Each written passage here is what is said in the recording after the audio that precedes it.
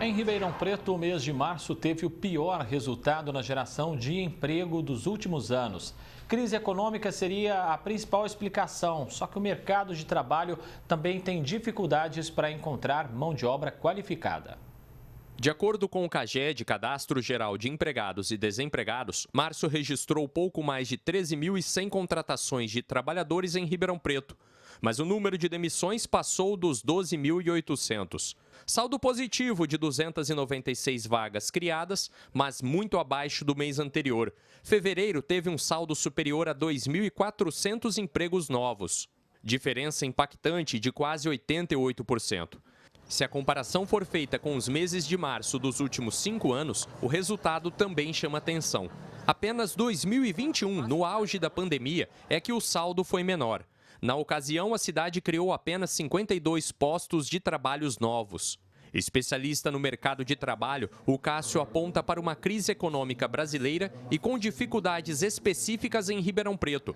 A cidade, que é puxada pelos setores de comércio e serviços, ainda sente o reflexo das obras de mobilidade que bloquearam muitos negócios. Mesmo assim, o desempenho de março surpreendeu negativamente. Não dá para a gente dizer que isso é normal e, de novo, a gente tem que colocar um pouco a culpa na questão do varejo, que Ribeirão é muito dependente, no endividamento familiar, nessa parcela grande que surgiu hoje do mercado, que até consome uma parte importante do nosso PIB, que são as bets, que são as novas casas de apostas e tudo mais, que, por consequência, aumentam o endividamento do brasileiro. O brasileiro endividado ele não sai para comprar, não saindo para comprar, as lojas têm que fechar, reduz o emprego, reduzindo o emprego, a gente reduz também o dinheiro local.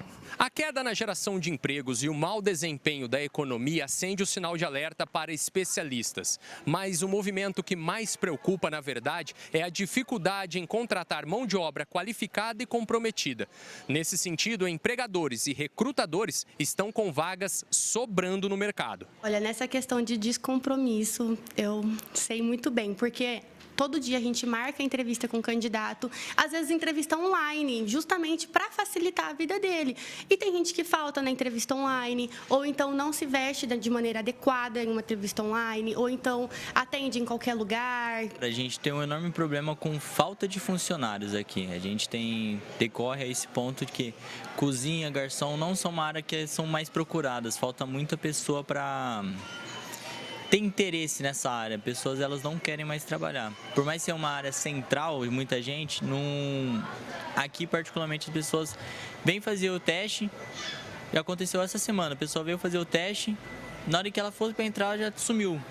Não estava aqui mais, desistiu da vaga. O CAGED do mês de abril ainda não foi divulgado, mas a tendência é que o comportamento de março se repita. Em Ribeirão, a gente está com uma grande dificuldade de contratação, de encontrar candidatos, né? Como eu disse anteriormente, a gente trabalha com uma média de mais de 100 vagas abertas. No momento, a gente teve uma leve queda, mas a nossa maior preocupação ainda é encontrar bons profissionais, pessoas interessadas em trabalhar, interessadas em constituir uma carreira e não simplesmente correr atrás de um serviço ou de um emprego que, de repente, paga 50, 100 reais a mais e fica pingando de galho em galho aí com o passar do tempo, né? Nas ruas, os próprios trabalhadores têm opiniões diferentes sobre o momento do mercado.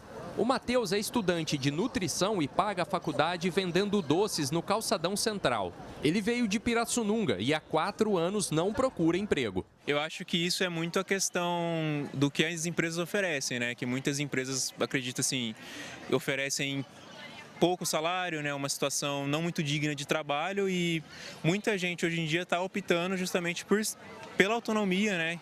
Você ser o seu próprio chefe, tem os seus contras também, mas no geral, se você for comparar com uma empresa, um supermercado, por exemplo, vale muito mais a pena. Por outro lado, tem gente que vê a geração atual como muito seletiva.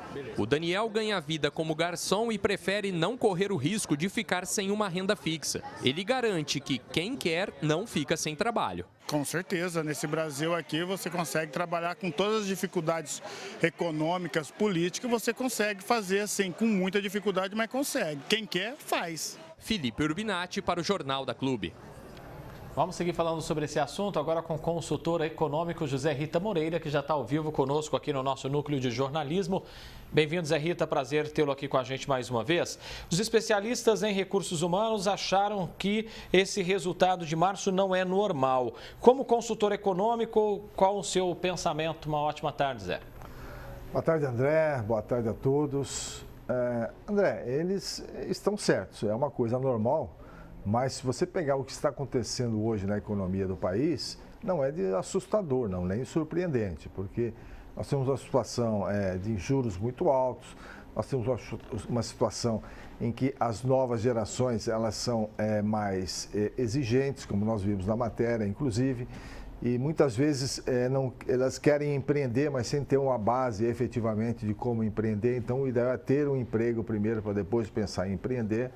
Mas, de maneira geral, as empresas estão procurando sim, existem vagas de trabalho, as pessoas estão se recusando, de repente, a trabalhar, tanto é que as empresas estão pegando as pessoas até mais velhas agora para trabalhar, porque é de uma outra geração que pensa diferente, porque os jovens aí realmente está complicado. Essa geração Z, eles querem saber muito de qualidade de vida e tem pouca responsabilidade para assumir um compromisso, viu, André? E é isso que a reportagem deixou clara, né? A gente viu ali opiniões diferentes. Um prefere a segurança da carteira assinada, o outro prefere ser o seu próprio chefe, digamos assim. Ou seja, o problema é bem mais amplo do que a gente imagina, né? Com certeza. A gente tem nesse meio tempo também aqueles que são reféns de Bolsa Família. Isso tirou boa parte da mão de obra trabalhadora do mercado, que hoje estão utilizando esse benefício social.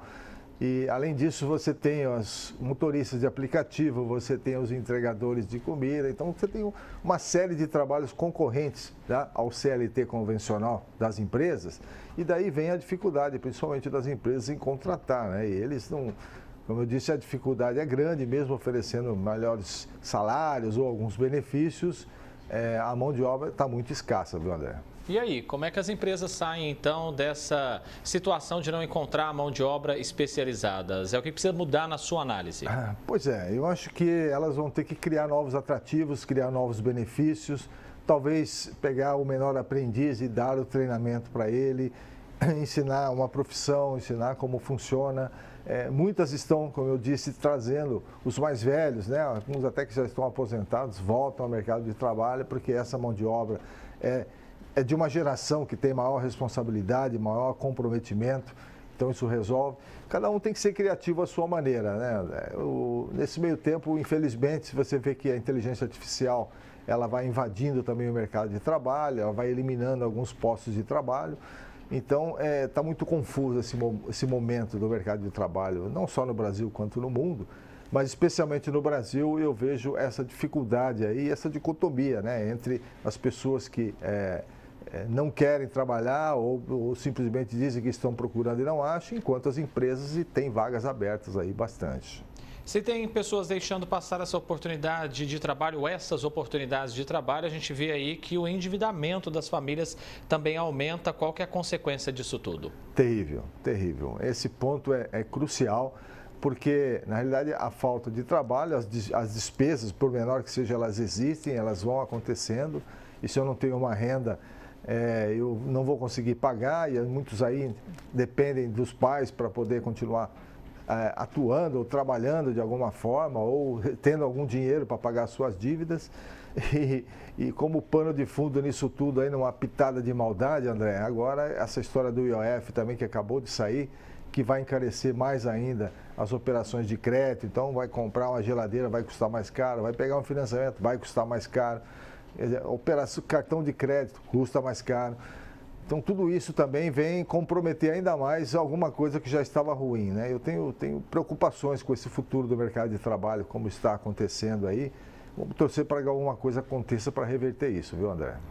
Consultor econômico José Rita Moreira, agradeço muito mais uma vez a sua presença, a sua participação com a gente aqui. Zé, um grande abraço e até mais, viu? Muito obrigado, André. Um forte abraço.